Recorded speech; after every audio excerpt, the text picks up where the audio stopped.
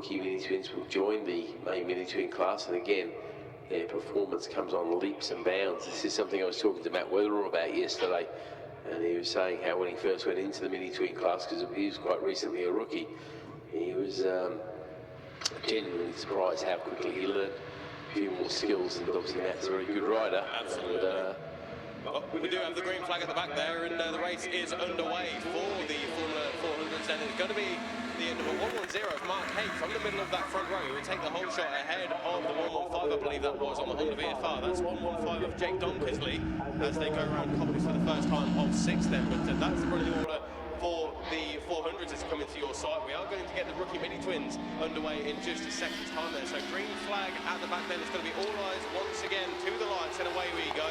And it's a bit of a hop, skip and a jump there for the number 606 of Rob Bryant there, but he's got it all under control there, and he's got it side by side with the 237 of Tim Wood there, and I believe it could well be Rob Bryant.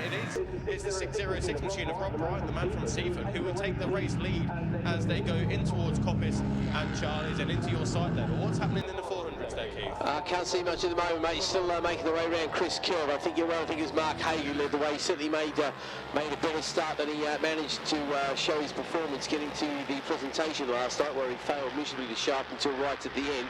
But he's showing up right on time here at Mansfield as he leads the way down through up to the chicane. Out in front of you, right, it's a side-by-side battle. What was interesting to me sitting here, mate, is the amount of spray that was coming off the bikes down where you are. There's nothing here at all for them to get a spray on their tyres, so very much a track of two halves at the moment, I'm feeling. So I don't think it's going to be much drier across the mountain top there.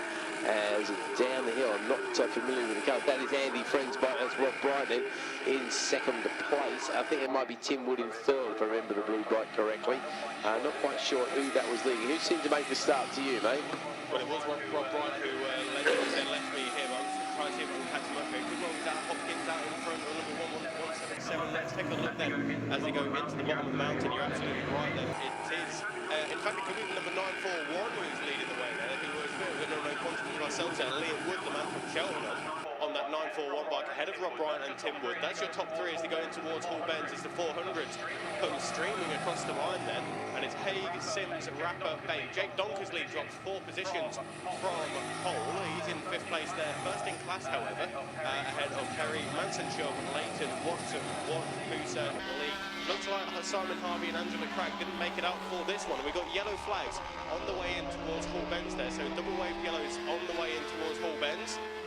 So that will be that's a break 237. I'm not sure who that is, mate. Don't have the list. I see. 237 there is Tim Wood. Okay, so that's our championship leader. Unfortunately, sounds like the rider's up and okay, but double wave yellow is telling me the bike is probably blocking the track a little bit out there. So that's bad news for Tim Wood, the Great Bissenden rider there, supported by Hell Performance.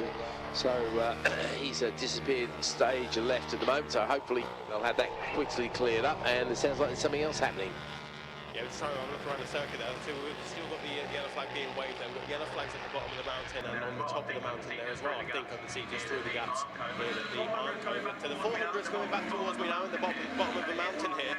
And it is Mark Haig ahead of Steve Rapper now, who moves up the inside of Ollie Sims as he goes into the bottom of the mountain there. Ollie Sims, of course, let's not forget, is a sub-64 rookie rider in this one. So Mark Haig there, sub-64, ahead of the sub-64 rookie of Sims as they came across the line last time around. First of the full power 400s is Jake Donkersley, number 115. The yellow flags there at Hall Bends have now gone in. So the rookie Minitwins making the way towards me now, and that is to say that our leading two then, Liam Wood and Rob Bryant, number 941 and 606, are over the top of the mountain as Mark Haig, leader of the 400s, comes across the line there ahead of Steve Rapper. The gap between himself and second place last time around was around about, 4/10 of a second, but Mark Haig, 1.6 seconds quicker than Steve Rapper on that lap. The gap is now 2 seconds between himself and Steve Rapper. Ollie Sims, Kobe Perry, Alicia Leighton and Alan Watson up next. Bike number 21, Alan Watson, the man from New Barnet. And then it is Watt, Booser, Lee. It looks like Donkersley dropping down the timing screen there. Jake Donkersley showing on the timing screen as yet to cross the line as the rookie Minitwins make their way past us now. That's Wood ahead of Bryant by 0.9 of a second. as they make their way round Charlie's. The 400's already up towards Chris Kerr, but the rookie Minitwins is coming past you now, Keith. Yeah, I've still got the last 400 cadet. There we go with the rookie Minitwins indeed, and yeah, it's interesting looking at the 400s there. I'm surprised we haven't got more TZRs in there. The only one that's entered for the weekend is Damien Lee. I don't think Damien's out there after taking the tumble yesterday, but yeah, it's Liam Wood leading the way, and he's got a good gap over Robert Bryant. They're about a second or so. Looked a bit more than that as they came past me, but obviously I'm no great judge of time there. Third place man Crisp is about 11 seconds back, so yeah, I'm surprised more TZRs aren't using this as a second class, because it's always nice to get a bit more track time, and the expense, obviously there's an expense involved with racing, but the actual expense of getting your bike around the track is quite minimal compared with the preparation and everything else that goes into it. So I'm really surprised I don't see more substance before white PMs going out there. But that's a beautiful bike there of the Chesterfield furniture machine, and looking very good indeed. Watching the rookie Minitwins come down, some good battles all the way through the field as these rookie Minitwins learn their trade. Obviously we expect the top rookie Minitwins to be battling it out for the championship the following year as well, because we've seen quite a few people do the double, or certainly be very competitive, certainly threatening to do the championship.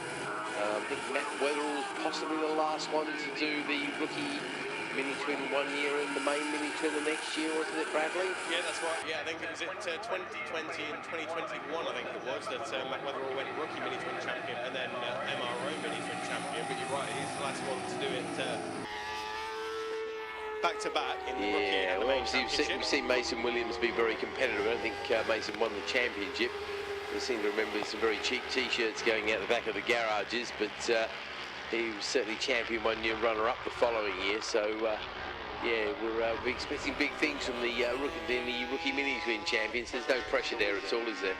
No, absolutely not there. I think, I know, 606 there of Rob Bryant, I don't think he's raced with us previously, so it could well be that this is his first race, and he'll be fighting for the race wins already.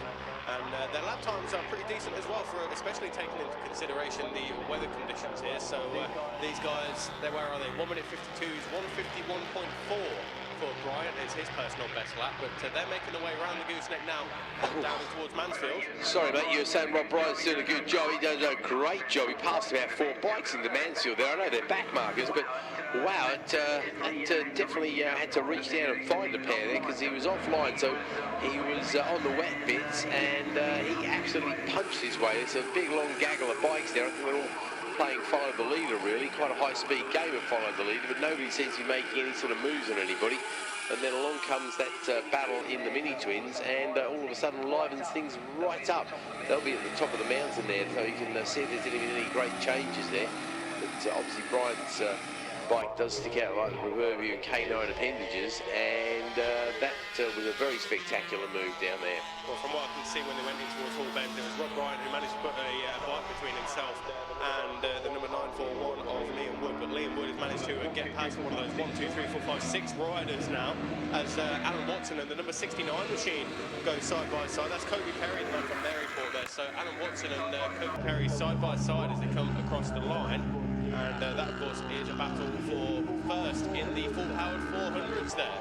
So Watson and Perry, 0.03 seconds separated the number 69 from the 21 as they came across the line. They're going to be coming into your view now there, Keith. And that is the fight for the Formula 400 full-powered victory. Yeah, it gets very confusing with the Formula 400s, doesn't it? Because obviously it's classes within classes within classes, and we have things like rookie sub-64s and things like that, and you're just thinking, well, really, it's unfortunately not as well represented as it could be. Just watching them come by there, and yeah, that full power battle, not quite as exciting as some of the full power battles we've seen. We've seen some amazing battles over the year in the 400s, of course, and it's a bit of a shame that the likes of Nick Smith, Hayden Smith and Andy Gill aren't here, because you'd think if those three were here, they could definitely turn on a bit of a close battle, wouldn't you? Yeah, you're right. Those three guys, and Davies as well, of course. Yeah, another one to show up, yep. Yeah, he's a Formula 400. That's easy to say, as Mark Hay comes across the line to take the last lap flag then. So just around about 2.5 miles remaining in this one then. 2.18 miles left of this Cadwell Park circuit from Mark Hay, ahead of Steve Rapper by 4.8 seconds. And the track seems to be drying out there, especially along the front straight here in towards Coppice. It's still a bit damp before you get to the tipping point for Coppice, but it is certainly drying out with each and every lap. It's a 1 minute 48.5, it's the fastest lap of the race on that previous lap then for Mark Haig, with a 4.8 second advantage over Steve Rapper. Then it's Ollie Sims. Here come the rookie Minitwins, and it is Rob Bryant leading the way ahead of Liam Wood by 1.4 seconds. However, Wood going 7/10 of a second quicker than Bryant on that lap. So it could well be too little too late, unfortunately, for Liam Wood. However, 2.2 miles left, only time will tell. Well, here they come just past me now. I can see that very distinctive machine. Oh, Bryant there, he's got himself tucked in tight as he possibly can, trying to pick up a slipstream behind him, but just a little bit too far is Liam Wood. Yeah, I think you're right. It's going to have to take a mistake from Bryant, and a very, very quick lap there from Wood. See any change there at all. Behind them, the third place rookie Minitwin. Well, you've got to go quite away on the screen, haven't you? There's still Crisp there, who's circulating very nicely. Where are we? Josh Crisp, the Boston rider, so local man here as well. Oh, well, I'll tell you what, we could have a challenge into Mansfield there. Wood's thinking about it. He's got to on the tail, right on the tail of Bryant. Doesn't quite do it there. Is he going to have a challenge into the chicane? No, he doesn't. Oh, he's gone straight on, so that's the end of Liam Wood's challenge there, because he does go straight on. He's lost a lot of ground. The number 6 Minitwin comes past me here on the grass, but fortunately in the upright position. Not quite sure who the number 6 is. I thought it was number 6 anyway. But, yes, Kian Booser. Kian Booser, is it? Okay. Well, Kian manages to keep it upright here, but don't think he lost too much by it either, because I don't think he's involved in much of a battle there. As the checker flag goes out, and that's going to be Mark Haig taking another win. So well done, Mark. 2 strokes to the 4.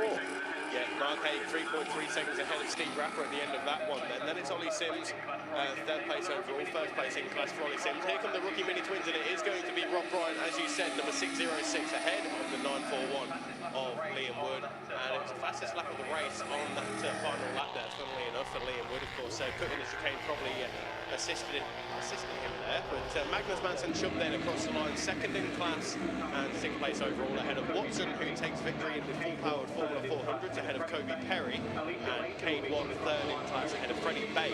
Alicia Layton will be coming across the line very shortly indeed. In fact, there she goes, and is first in class, 11th place overall ahead of Kian Booser, and looks like Craig Ferry's just coming across the line there, albeit a lap down. Damian Lee will be coming across the line very shortly there. Crispin King got the better of him, but of course that is immaterial, as they are rookie Minitwin riders, and of course Damian Lee on the sub-64 machine. That is what